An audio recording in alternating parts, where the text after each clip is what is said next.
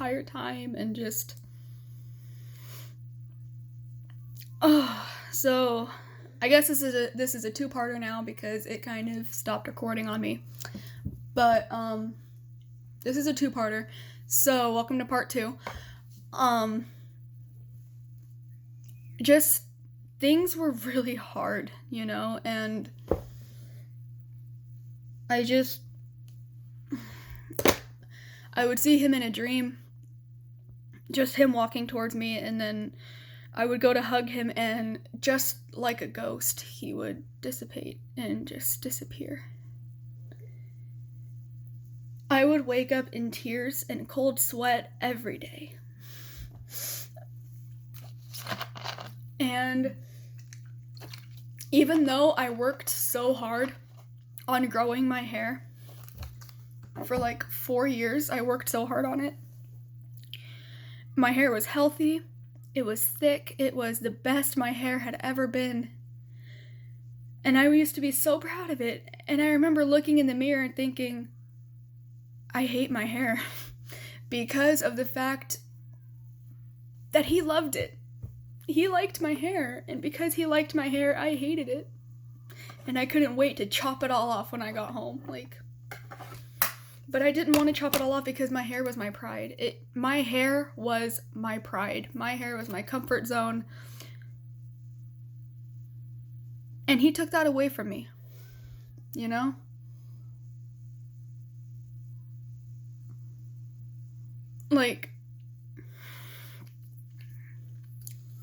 I don't know, I just felt like I needed him the most, and he just wasn't there when I was always there for him when I knew he needed me, and it still really hurts. Because I remember just how dark of a place I was in, and I just remember how much I hated myself for being alive, and I just remember how much I just wanted to fucking die because life would never be the same without him. And he was supposedly moving on. He supposedly was talking to every girl he could find. He was supposedly, with a new girl every night. And this is just what his aunt was forcing him to tell me, And, I was just very sad and very heartbroken. But I knew that I had to move on, So, June 1st rolls around.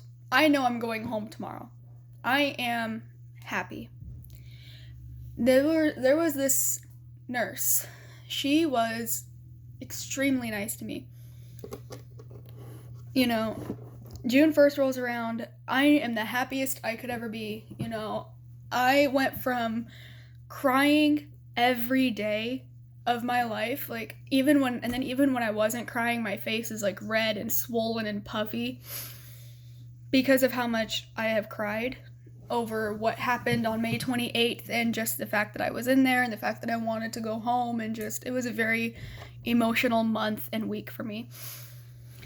But I wasn't crying that day. I was actually starting to feel myself, my personality was coming back. I was I'm going home, and I am going to, I was talking about how I was going to move on. The group sessions and the group therapy was really starting to work. I was thinking about how I'm gonna move on. I was I get to unblock all of these people that he didn't like, and I blocked these people.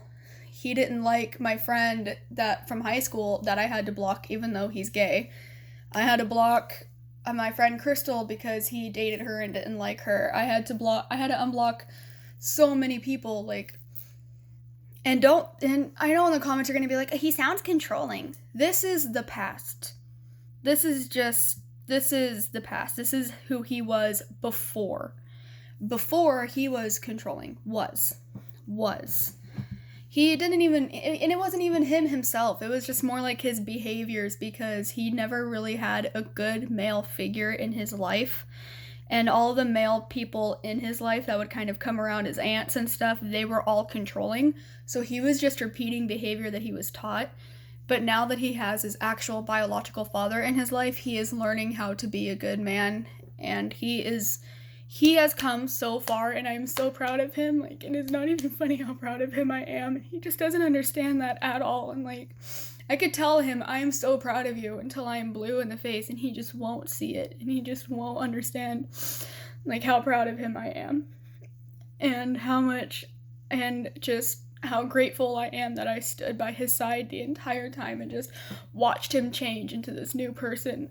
And I am so happy that I get to see him change into this new person. And I love him more and more every day, because he is working so hard to show me what a good man is. And like, and he's letting me show him that he is lovable, and that he is loved, and that, you know, he is letting me show him how to be a good man. And like, I'm just proud of him. And hormonal.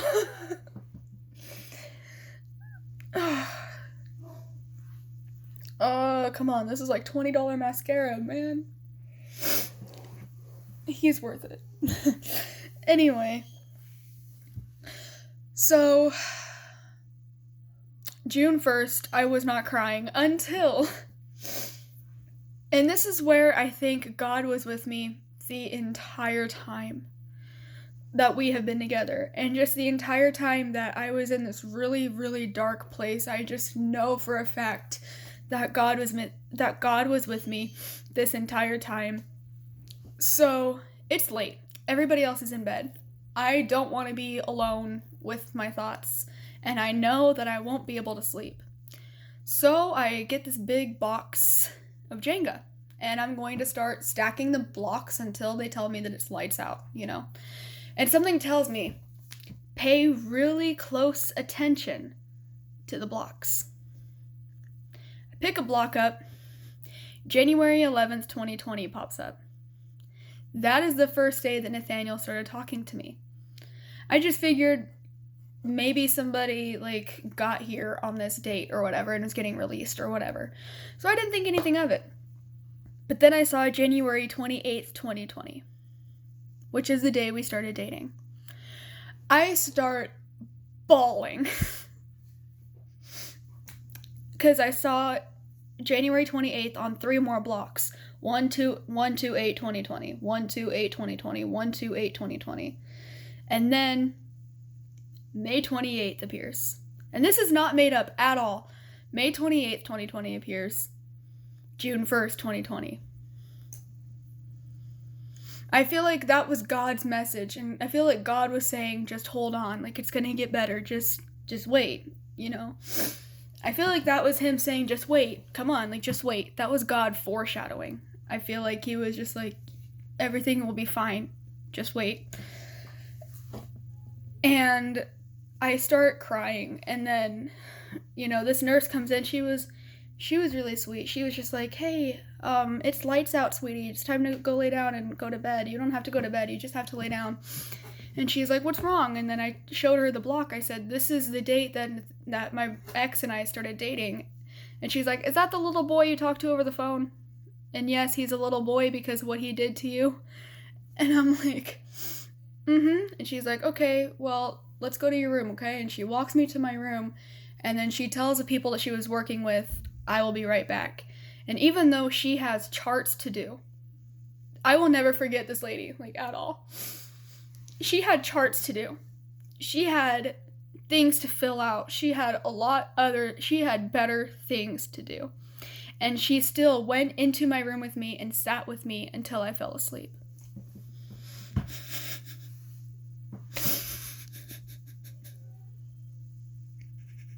She held my hand, she talked to me, and she told me that sometimes these things have to happen for better people to walk into your life. She told me that it's not the end of the world, and that even though things suck right now and that I am missing my better half, I would find a person that makes me whole. And I feel like that was what I needed to hear. And I fell asleep.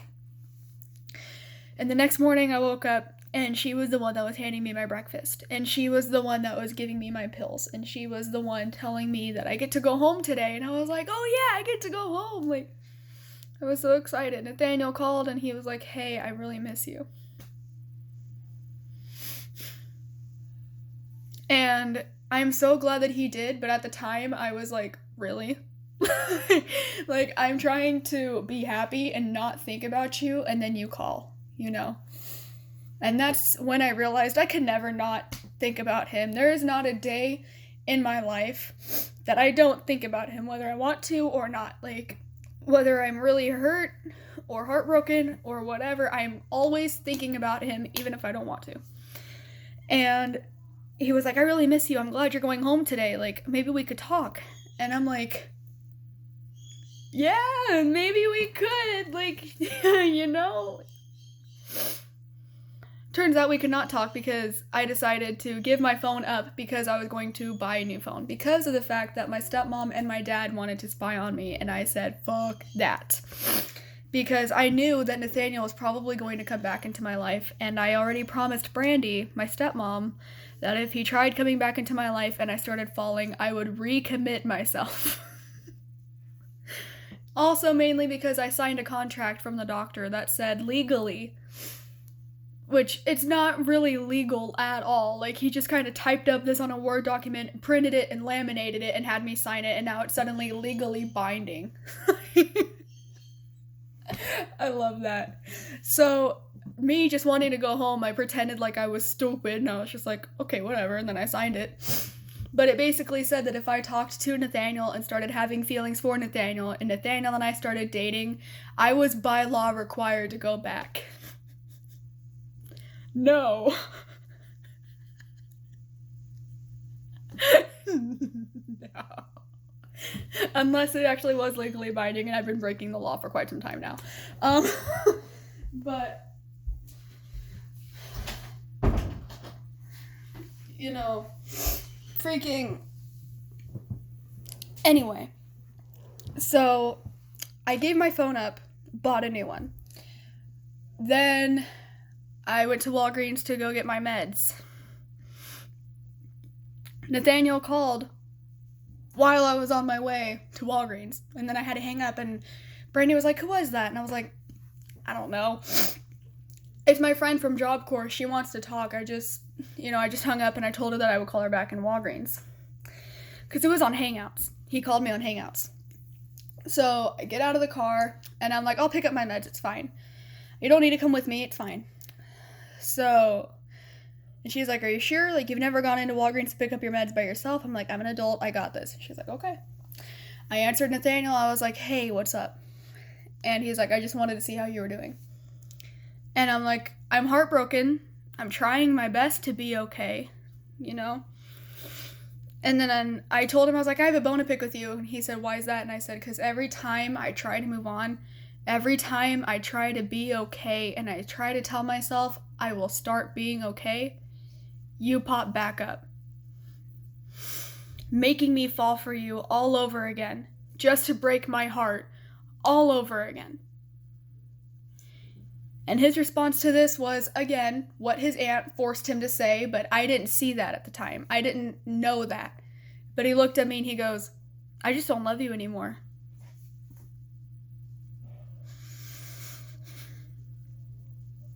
I just don't love you anymore.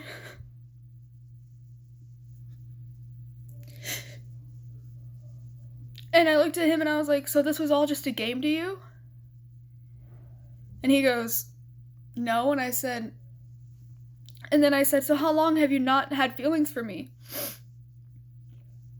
And he just goes, I guess for a while. And I was like, then why did you lead me on? And he said, like, he's a really good actor. Like, even sometimes I feel like he's still serious, but then I remember my conversation that I had with his aunt, and I was like, no, he wasn't really saying that, you know? He said, I think at first I felt bad for you, but then I actually fell in love with you. And then I just kind of kept dating you because it was fun. But then you started really falling and I got scared and I freaked out. So I left because it was easier for myself.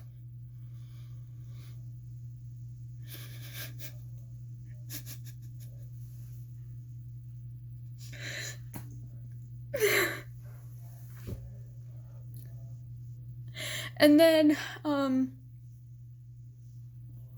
you know, I was single for a little bit until, let's see, June 11th, Nate and I got back together. I was drunk, every night after I got out of the mental institution. Not many people know this, but I had this friend at the time. Her name was Courtney. That's her real name, but because you guys know her, you know who she is. I would sneak out every night and go to her house and get really, really high on weed. And how that happened is another story for another time. But basically, long story short, she said that she heard I was having a hard time and she has a lot of weed but nobody to smoke with, and normally she would charge people, but because I was one of her really good friends, she wasn't going to charge me, and all I had to do was come over while my stepmom was at work. So it's 10 o'clock, my stepmom is at work, and I figured, you know what the hell, why the hell not? Because I'm crying so much, my eyes are almost swollen shut. Like, you're really heartbroken when you can't even cry anymore, and you just sit on your bed staring up at the ceiling, just staring at it, thinking where you went wrong, So I was like, you know what, fuck it, I'm tired of this. So I got out of my bed, and I snuck out to Courtney's, and we got stoned. We got so fucked up, man. And then every day at 5 o'clock in the morning, before my stepmom got home from work, I would get on my bike and ride it home, and then go back to sleep, and go to sleep, and then sleep the high off. And I was doing that every night and every day for the past, let's see, up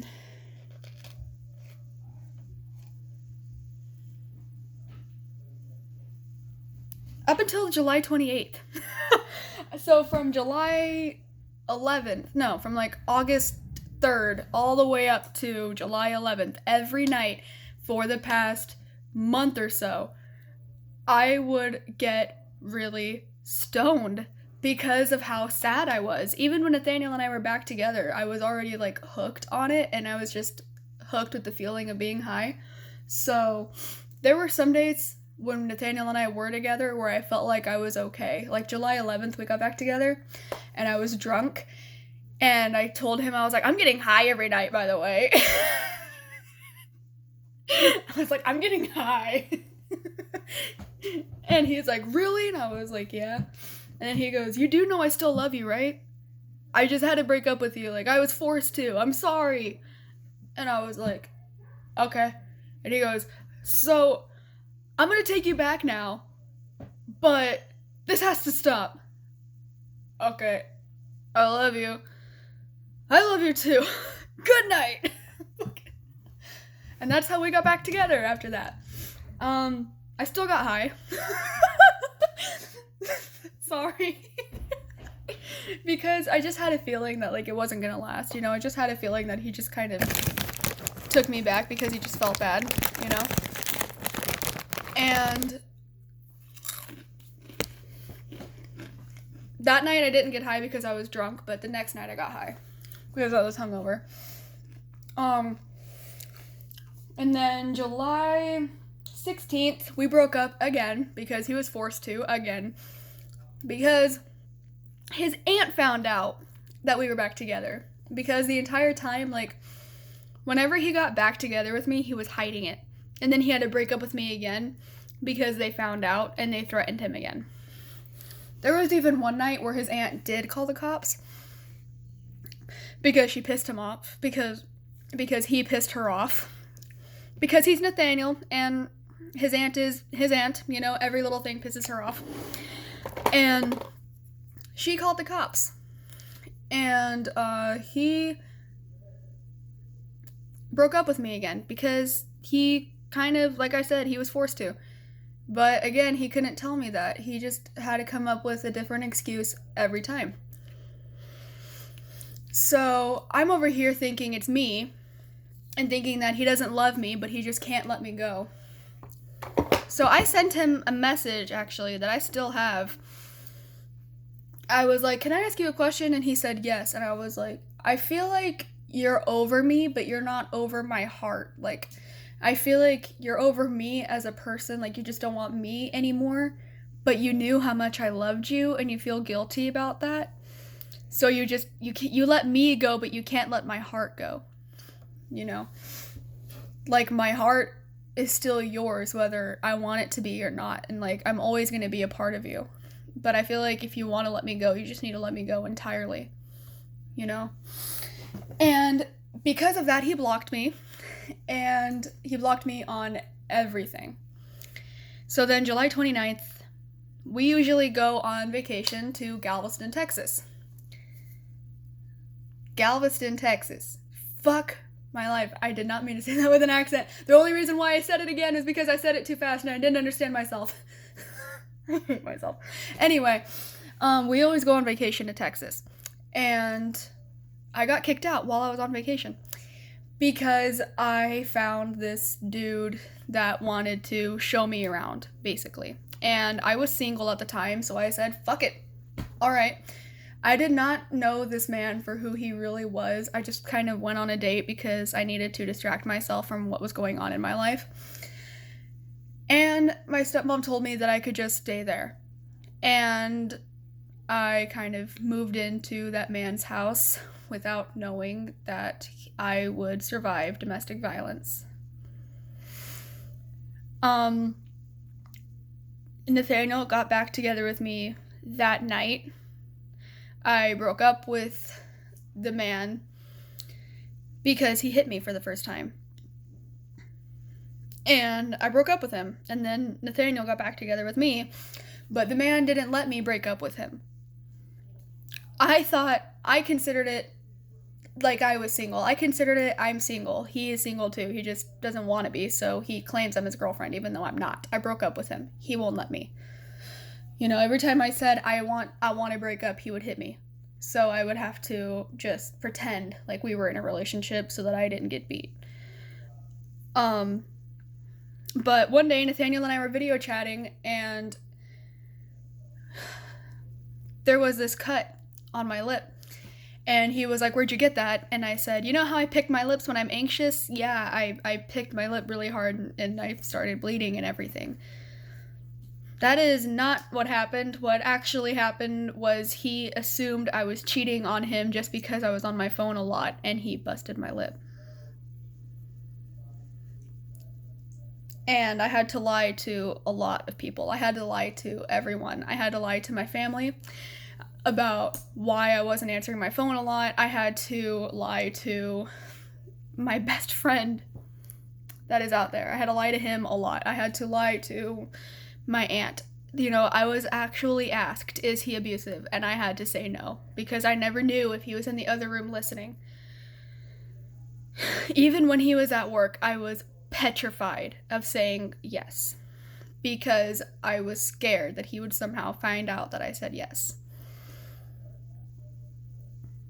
So, long story short, my best friend at the time, my male best friend, he moves in with us because he got kicked out as well. And he saw what was going on every night and he made me leave. Like, he made me wait until the man was asleep and we packed a bag and we left. You know? Like, we stayed at his friend's house, and we stayed for a couple days, and then we went to his hometown, and then while I was in my male best friend's hometown, and we started dating for, like, a day, because, once again, my soulmate blocked me on everything. You know, he found out that, you know, like, there was this huge fight that broke out between me, the man, and Nathaniel.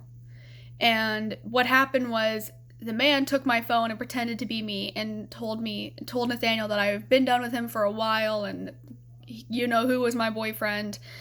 And he freaked out, called me a cheater, whatever. And I had to tell him all of these really mean things because the man was making me say them. And he told me that if I did not say them, I would get beat.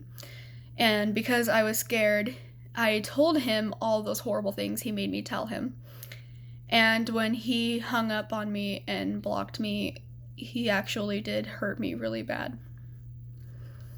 So that was the night that we ran away.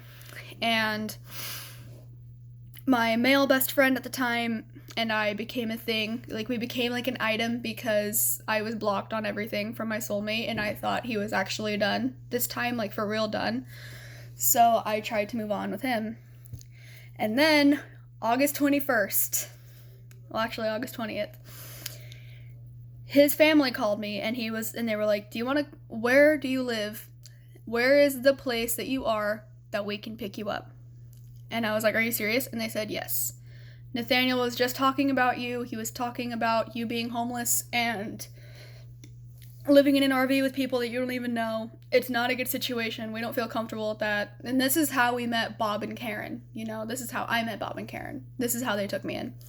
So I thought they were really nice people, So they were like, that's not a good place for you to be in. We have daughters. We wouldn't want our kids living like that. He is still in love with you. He talks about you every day. He will not shut up about you. So come home with us. And I asked him, what should I do? What do I do? How do I know I'm not going to go over there and he's going to get bored and break up with me? Because again, I didn't know he was forced. I seriously thought that was just him playing games or like not knowing what to do, So I asked because I didn't know what to do. And something just told me, like no joke, like I just heard a whisper in my ear, go home.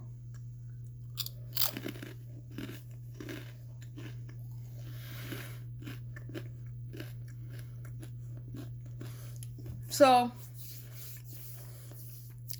I told him, yes, I'll go home with you. And the next day, I woke up bright and early, got ready, and they picked me up, and I moved in with my soulmate. And I was so happy. Like, I saw him park across the street from where I was, and I just ran to him. And I was expecting it to be a dream. I was expecting him to just fade away, like, into dust, and then open my phone, and turns out I'm still blocked on everything, and, like...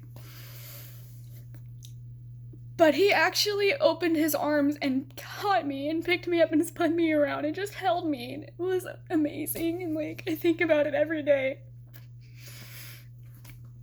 And every time we get into a fight, I always apologize first because I always think about how amazing that feeling was and how amazing it was that he didn't disappear and that he actually returned the hug and kissed me, and I woke up the next day and I was still there, like...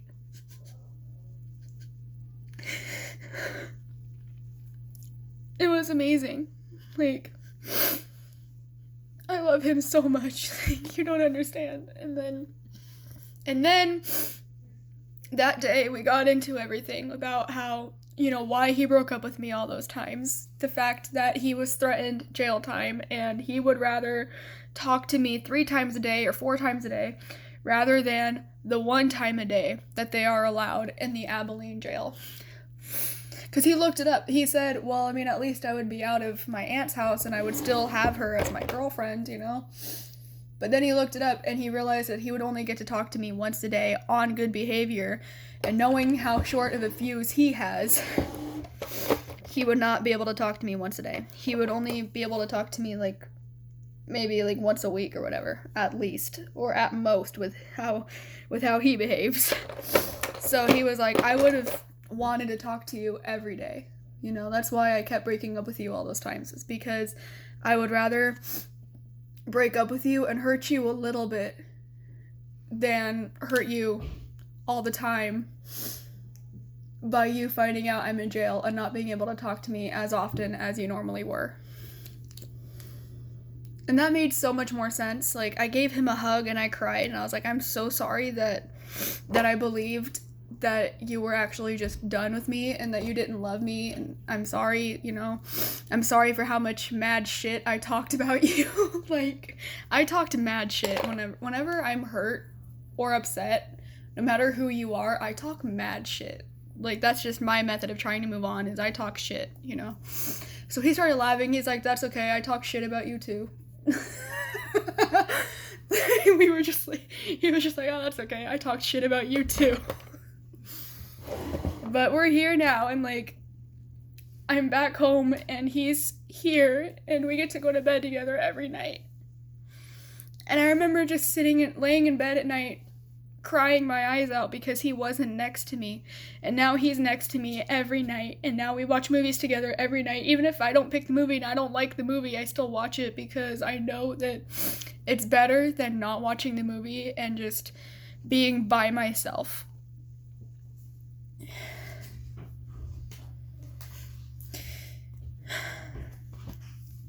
On September 19th, I conceived this baby that is in my tummy right now.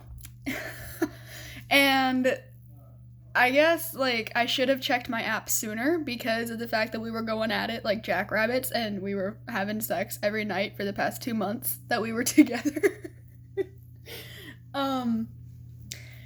So I checked my app and I was the most fertile, but I didn't check until right after we did the deed with no condom and no birth control. So my most fertile day without protection, we did it, and now I'm pregnant. Whoopsie! I made an oopsie, but it's more than an oopsie. It's the best thing that ever happened to us. October 17th, I got engaged. It wasn't with this ring, though. It was with this ring right here. But the reason why he didn't like it and made me change it out for this ring was because he didn't like that it made my finger turn green. And I told him that I didn't care. It wasn't the fact that it turned it green. It's what it is, you know. It's what it means. It means that he wants to spend the rest of my life with me. That's why he gave me this. He wants to spend the rest of his life with messy, loud, annoying, weird... little old me, you know. Let's see what else is on here. December 7th, I turned 20.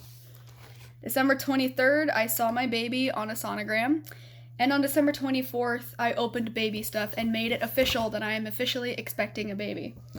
And I'm almost in the second trimester. I'm on 12 weeks. I almost said months. No, thank you. It's a lot bigger now. Right now, he or she is sitting right here. Ladies and gentlemen, we can feel the head, and then if you go this way, you can feel the body. And I think that's his butt.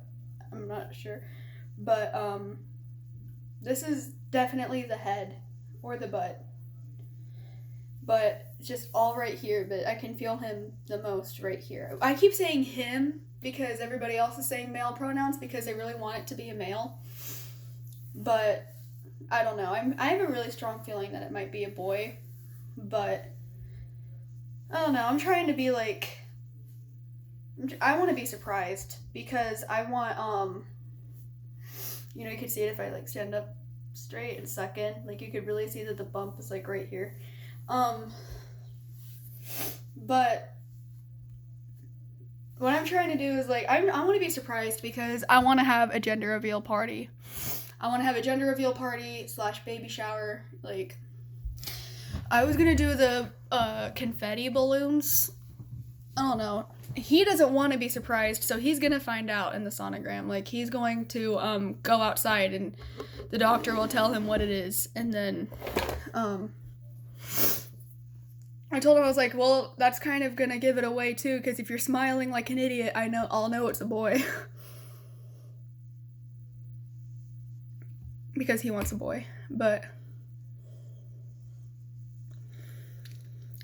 he said that he was going to be smiling like an idiot either way, but I know it'll probably just be like a smirk if it's a girl, but it's going to be a really big smile if it's a boy. So I'm going to look for that. Like, I want to be surprised only because of the fact that I want a gender reveal party. And I want to surprise everybody else. And if I know what it is, I'm not going to be able to keep my mouth shut when I come back from the appointment. And I want to have a gender reveal party. I want to do the confetti and balloons. I want to do all that. But anyway, so my New Year's resolution, things that I hope to happen for the new year. I want to have my baby July 15th, 2021. That's my due date. I want to just be able to do stuff like, you know, I want to take my baby to the pumpkin patch on Halloween. I'm going to be 21 for my birthday this year. In December 7th, 2021, I will be 21. And I am still going to do what I had planned for my 21st birthday. I am still gonna get shit-faced because legally I am able to get shit-faced. So, I will leave my baby with the babysitter, most likely my grandmother, and we're all gonna get drunk. Okay, either that or I guess I will stay home with my baby and we'll just get a little drunk. That way I can still be a mom, you know? Or I'll probably just have one drink to be like, yay, I'm legally able to drink now. Woohoo! This is the last fun birthday I'll ever get. Then the rest of them are just birthdays and just another day. So, 21 is the last birthday that anyone is really excited about. Think about it. We have the 15-year-olds are excited for their 16th birthday. And then the 16-year-olds are excited for their 18th birthday. And then once you turn 18, it's not fun anymore until you're 21. And then everybody's looking forward to their 21st birthday. And then you're able to do everything, and it's not really fun anymore. Like, you're already able to drive, you're already able to drink, you're already able to vote, you're already able to do all of that stuff. So it's no longer fun. So now everybody just kind of waits until they die. Anyway, I love you. I love you guys. I'll see you all in the next video. Real quick, before I end it, I just want to say that I am a lot happier than I was in the middle of this year and in the beginning of the year. The year ended with me being the happiest I have ever been in a long time. I have been the saddest I've ever been in a long time, and then I ended with me being the happiest that I have ever been in a long time. I'm gonna be a wife. I am going to be a mom. I am getting married on our 2nd year anniversary. The first year anniversary is coming up on the 28th of January. Obviously, we have no time to plan for a wedding, so it's gonna be on January 28th, 2022 that we're gonna get married. Either that or we will plan it for New Year's Eve and then get married on New Year's. But then at the same time, that's my uncle and my aunt's wedding. That's tacky. That's not cute. That ain't cute. I'll figure it out. Anyways, I love you guys. I'll see you all in the next video. Stay body positive. Kate Winchester out. Hasta la bye bye. God bless your nutty little hearts. And don't forget to go nuts.